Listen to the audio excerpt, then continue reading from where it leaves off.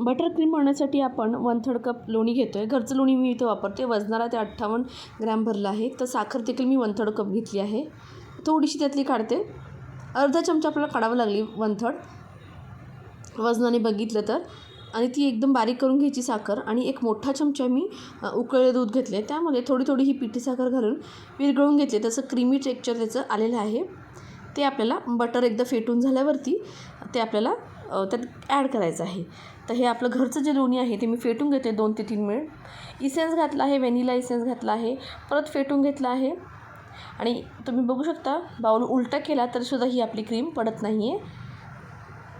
आता जे आपण साखरेचं क्रीम बनवलं आहे, दूध आणि साखर मिक्स करून ठेवलं आहे, ते थोडं थोडं आपण करत यात घालणार आहोत आणि फेटून घेणार आहोत.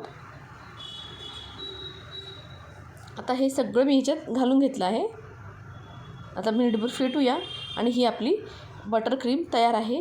एकदम आपली जी नॉन डेअरी व्हिपिंग क्रीम असते ना, तशीच टेक्स्चरला बनते. एकदम हलकी प्लस स्मूथ ही बनते.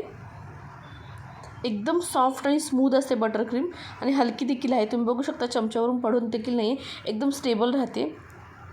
तुम्ही पिक्स देखील बघू शकता. तर आपला हवा असलेला स्ट्रक्चर आपल्याला मिळालेला आहे. आता आपण हे पाईप आऊट करून बघूयात की ही क्रीम व्यवस्थित आपल्याला पाईप आऊट होती आहे का, डिझाईन व्यवस्थित जमती आहे का. तर मी एक नोझल लावला आहे पायपिंग बॅगला आणि ह्यामध्ये ही बटर क्रीम आपण घालूया.